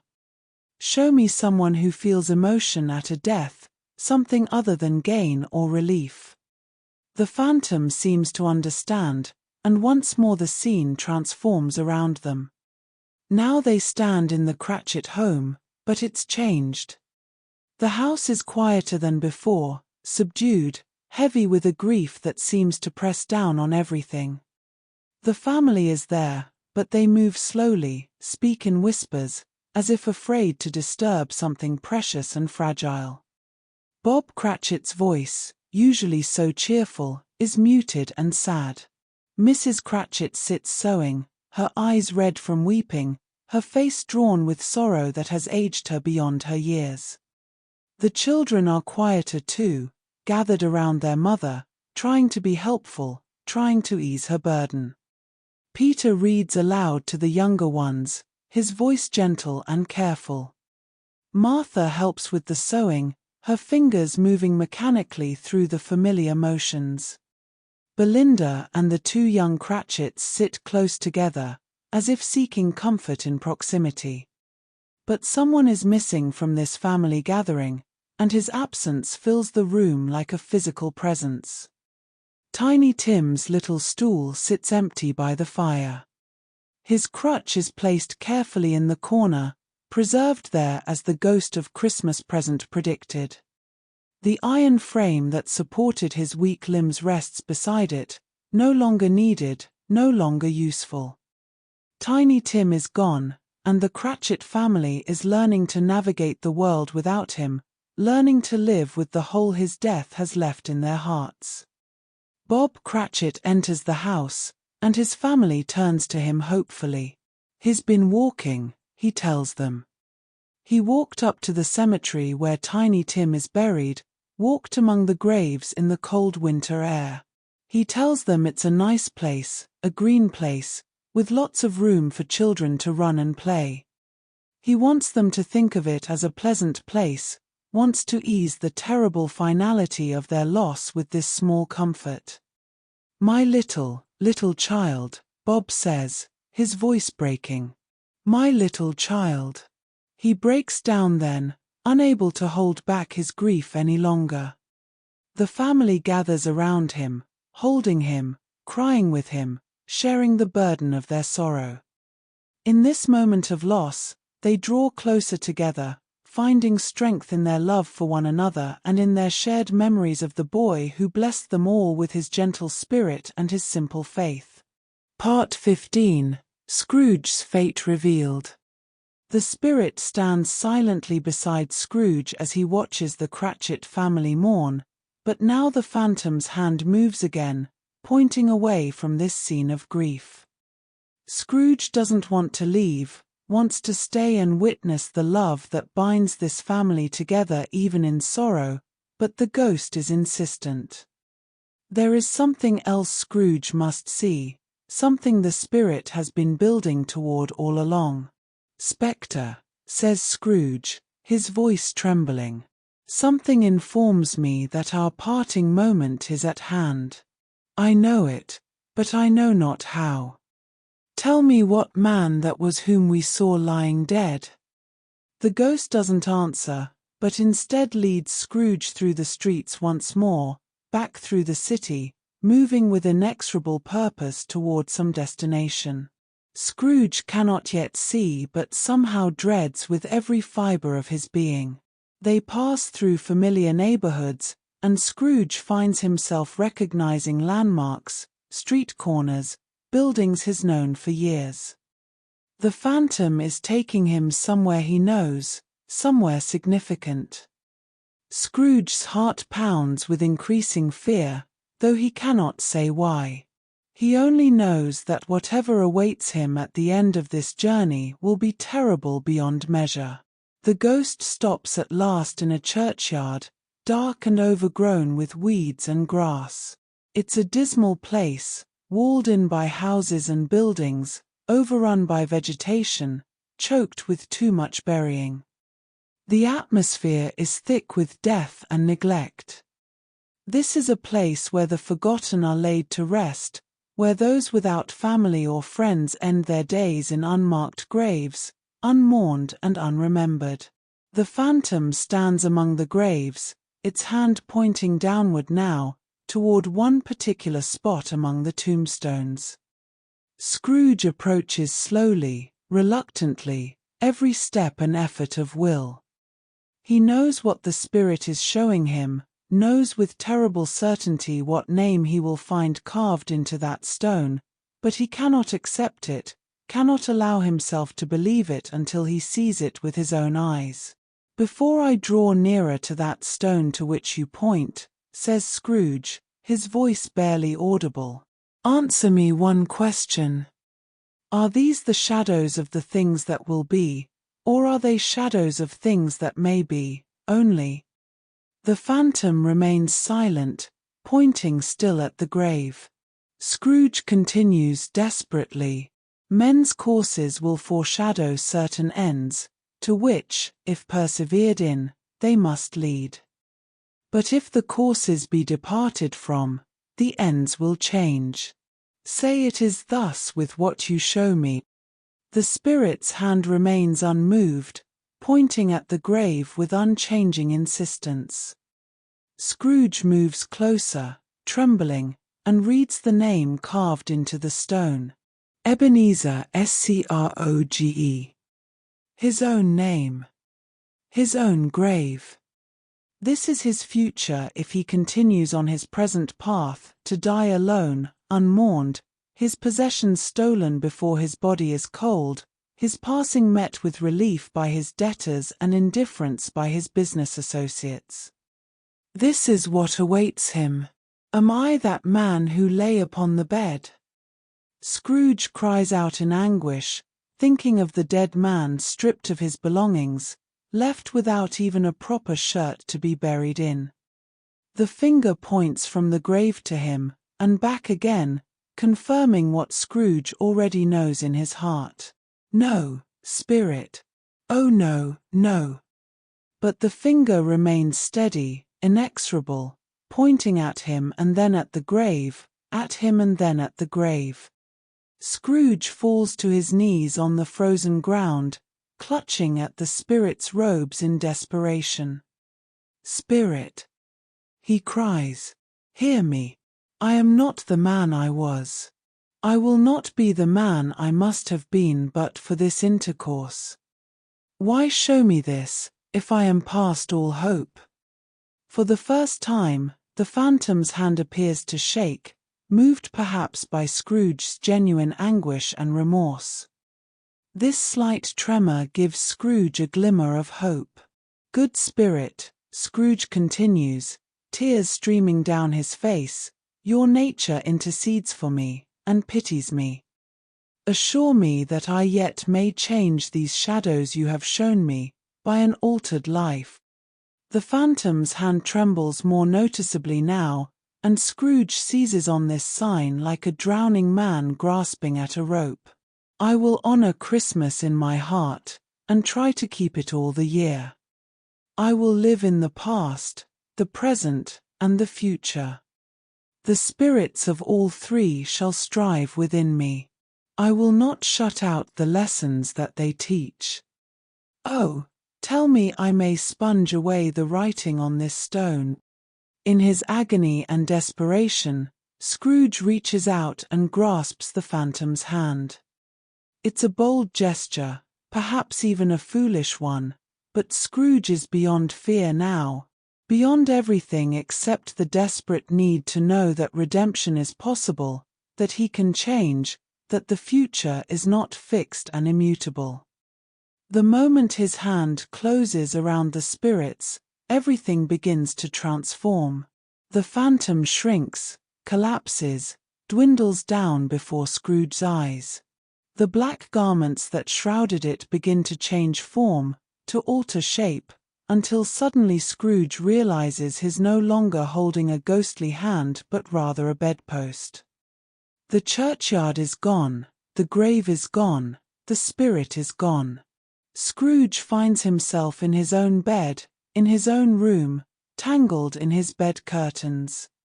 The bed curtains, the very curtains he saw stolen and sold in his vision, are still there, still attached to the bed, still his. The shadows of the things that would have been may be dispelled, Scrooge says breathlessly, hardly daring to believe it. They will be. I know they will be. He's back in his own time, his own body, his own life. And more importantly, he has a chance, a precious, invaluable chance, to change everything, to become the man he should have been all along, to honor the lessons the spirits have taught him and to make amends for all the wasted years. Part 16. Christmas Morning. Transformation. Scrooge scrambles out of bed, wild with excitement, hardly knowing what he's doing. He's so light and giddy that he feels like a schoolboy again, like a child on Christmas morning.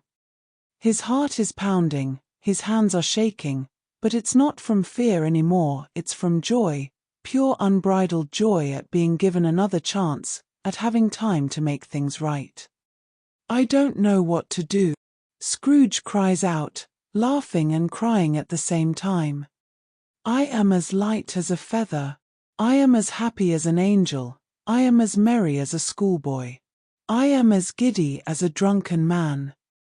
A Merry Christmas to everybody. A Happy New Year to all the world. Hello here. Whoop. Hello. He dances around his room, touching everything, reassuring himself that it's all real, all solid, all his.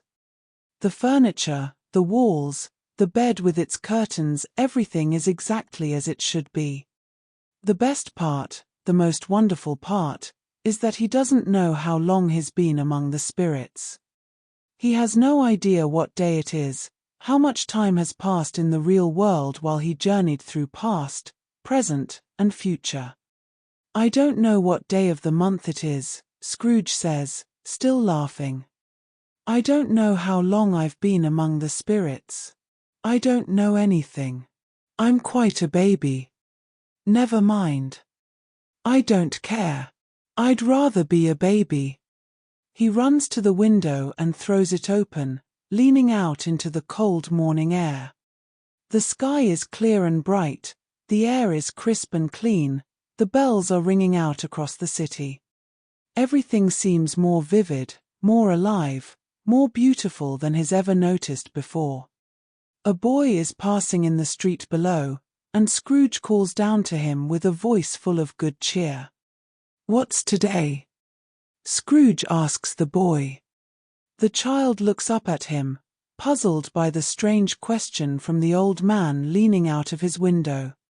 "Today?" The boy replies. "Why, it's Christmas Day." Christmas Day. Scrooge hasn't missed it after all. The spirits accomplished everything they needed to do in one night. He has Christmas Day to begin his transformation, to start making amends, to show the world the new Ebenezer Scrooge. It's Christmas Day. Scrooge repeats in wonder. I haven't missed it. The spirits have done it all in one night. They can do anything they like. Of course they can. Of course they can. He calls down to the boy again, asking if he knows the poulterer's shop around the corner. The boy certainly does. Scrooge asks if the prize turkey is still hanging in the window, the big one, the one as large as the boy himself. The boy confirms that it's still there. What an intelligent boy! Scrooge exclaims delightedly. A remarkable boy. He tells the child to go to the poulterer's, buy that turkey, and bring it back here. If the boy returns within 5 minutes, Scrooge will give him a shilling. If he's back in less than 5 minutes, he'll receive half a crown. The boy takes off like a shot, running faster than Scrooge has ever seen anyone run. Scrooge laughs with pure delight at the sight. While he waits for the boy to return, Scrooge dresses himself in his best clothes. His hands shake so much with excitement that he can barely manage the buttons and laces. He doesn't care. He fumbles and laughs and keeps getting dressed, feeling more alive than he has in decades. When the boy returns with the poulterer carrying the enormous turkey, Scrooge can hardly contain his joy. The turkey is magnificent, a bird so large it could never have stood upon its legs. Scrooge pays for it gladly, generously, adding extra money for the delivery. He gives the boy his promised half-crown, then adds more on top of that, delighting in the child's astonishment. He asks the poulterer to deliver the turkey to Bob Cratchit's address, but to keep it anonymous. Bob must never know who sent it. The pleasure of giving, Scrooge discovers, is reward enough in itself. After the turkey is sent on its way, Scrooge continues dressing in his finest clothes. He puts on his best shirt, his best waistcoat, his best pair of trousers. Everything must be perfect for this Christmas Day, this first day of his new life. As he's fastening his coat, there's a knock at the door. Scrooge opens it to find one of the charitable gentlemen who visited him on Christmas Eve, the very man he sent away with such cruel words about the surplus population. The gentleman recognizes Scrooge immediately, and his face shows his apprehension. He likely expects another rebuff, another cold rejection. But instead, Scrooge takes his hand warmly, apologizing profusely for his behavior the previous day. "My dear sir," Scrooge says earnestly, "I hope you succeeded yesterday in your charitable endeavors.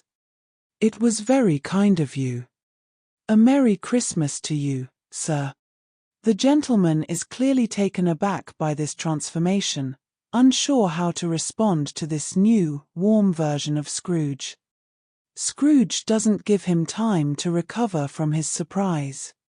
He whispers something in the gentleman's ear, and the man's eyes grow wide with astonishment. "Lord bless me!" the gentleman exclaims. "My dear Mr. Scrooge, are you serious?" Scrooge assures him that he's perfectly serious, not a farthing less, and there are many back payments included in it. The gentleman tries to express his gratitude, but Scrooge waves it away. "I don't deserve such thanks," he insists.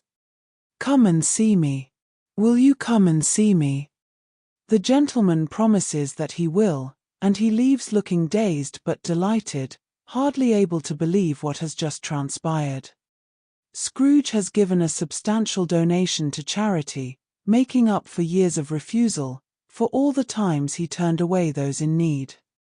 Scrooge steps out into the street, and London has never looked more beautiful to him. People are everywhere, dressed in their Christmas best, greeting one another with warm wishes and bright smiles. Scrooge walks among them, nodding to everyone he passes, wishing them all a Merry Christmas with such genuine warmth that people turn to look at him in surprise. Some return his greetings with puzzled expressions, trying to reconcile this cheerful man with the Scrooge they thought they knew. Part 17. Visiting Fred. As Scrooge walks through the Christmas streets, greeting strangers and marveling at the beauty of the day, he finds his feet carrying him in a particular direction. He knows where he's going, though he hardly dares to believe he has the courage to do it. He's heading toward his nephew Fred's house, toward the invitation he rejected so harshly just yesterday, toward the family he's kept at arm's length for so many years. Scrooge passes the church where the bells are ringing out their Christmas melodies. The sound fills him with such joy that he feels his heart might burst. He's never really listened to church bells before, never allowed himself to appreciate their beauty. Now every peal seems to speak directly to him, welcoming him back into the fold of humanity, celebrating his redemption. He arrives at Fred's door and stands there for a moment, his hand raised to knock, suddenly uncertain. What if Fred turns him away? What if his nephew, after years of rejection, finally refuses to let Scrooge into his life? It would be no more than Scrooge deserves, after all. But then he remembers Fred's words from the vision the ghost of Christmas present showed him, Fred's determination to wish him a Merry Christmas every year whether Scrooge liked it or not, Fred's genuine love for his difficult uncle. Scrooge takes a deep breath and knocks. A servant opens the door, and Scrooge asks if Mr. Fred is at home. The servant, clearly recognizing Scrooge and looking somewhat surprised to see him here, shows him in. Scrooge walks through the hallway toward the sound of voices and laughter coming from the dining room. Fred and his wife are still at table with their guests, the remnants of their Christmas dinner spread before them, enjoying the warmth and fellowship of the holiday. "Fred!" Scrooge calls out as he enters the room, his voice trembling with emotion and uncertainty. Everyone at the table turns to look at him in astonishment. Fred rises from his chair, his face showing complete shock at seeing his uncle standing there in his dining room. For a moment, no one speaks, and Scrooge feels the full weight of all the years he's wasted, all the invitations he's refused, all the love he's rejected. "Why, bless my soul!" Fred finally exclaims, his shock giving way to delight. "Who's that?" He knows perfectly well who it is, of course, but the surprise is so complete that he can hardly believe his eyes. Scrooge steps forward, and in a voice that's barely more than a whisper, says simply, "It's I, your Uncle Scrooge. I have come to dinner. Will you let me in, Fred?" Will he let him in? Fred practically leaps across the room to shake his uncle's hand, to welcome him, to usher him to the table. Nothing could have made Fred happier than this unexpected visit. His wife jumps up to greet Scrooge as well, and so does the plump sister, and so does everyone at the table. They make him welcome with such warmth, such genuine pleasure, that Scrooge feels tears pricking at his eyes. Within minutes, Scrooge feels perfectly at home. It's as if the years of absence have melted away, as if all the harsh words and cold rejections never happened. Fred's wife fusses over him, making sure he has food and drink. The other guests engage him in conversation, and Scrooge discovers that talking with people, sharing in their joy, being part of a family gathering, is one of the most wonderful experiences he's ever had. The afternoon passes in a blur of happiness. They play games, the same games Scrooge watched them play in his vision, but now he's part of them, laughing and guessing and enjoying himself thoroughly. When they play the guessing game, and someone thinks of something disagreeable, Scrooge joins in the questioning with good humor, even when he suspects they might be thinking of his old self. He doesn't mind. That man is gone, replaced by someone new, someone better. Fred's wife plays the harp beautifully, and Scrooge listens with tears streaming down his face, moved by the simple beauty of the music and the warmth of being surrounded by family. He thinks of his sister Fan, Fred's mother, the little girl who rescued him from loneliness so many years ago. She would be so happy to see them together like this, uncle and nephew, finally united, finally family in truth as well as in name. As the evening draws on, Scrooge finds himself telling stories from his youth, memories he hasn't shared in decades, tales of his time with Fezziwig and his early days in business. Fred listens with fascination, learning about a side of his uncle he never knew existed. The other guests listen too, charmed by this new version of Scrooge, so different from the man they'd heard about, so warm and human and real. When it's finally time to leave, Scrooge doesn't want to go. He wants to stay in this warm house forever, surrounded by laughter and love and family. But he knows he has to leave, has to get home, has to prepare for tomorrow. Tomorrow is the day after Christmas, a regular working day, and Scrooge has plans, wonderful, surprising plans, for Bob Cratchit. Fred walks him to the door, still hardly able to believe that his uncle came to dinner, that the visit was real and not some wonderful dream. "You'll come again, Uncle?" Fred asks hopefully. "Often." Scrooge promises that he will, and he means it with every fiber of his being. He'll come often, he'll be part of this family, he'll never again turn away from the love and connection that Fred offers so freely. As Scrooge walks home through the dark streets of London, he feels lighter than he has in years, perhaps lighter than he's ever felt in his entire adult life. The chains he's been forging, link by link, year by year, have been broken. He's free. He's truly, finally free. And tomorrow, he'll begin to show Bob Cratchit and the whole world just how much one man can change, how much good one transformed heart can do. And so ends our journey through the story of Ebineezer Scrooge, the man who learned that it's never too late to change, never too late to open your heart, never too late to become the person you were always meant to be. As you drift off to sleep, Remember that each of us carries within us the capacity for transformation, the ability to choose kindness over cruelty, generosity over greed, love over isolation. May you sleep peacefully, with visions of Christmas present dancing in your dreams, and may you wake tomorrow ready to honor every day as if it were Christmas Day itself. Good night, and God bless us, everyone.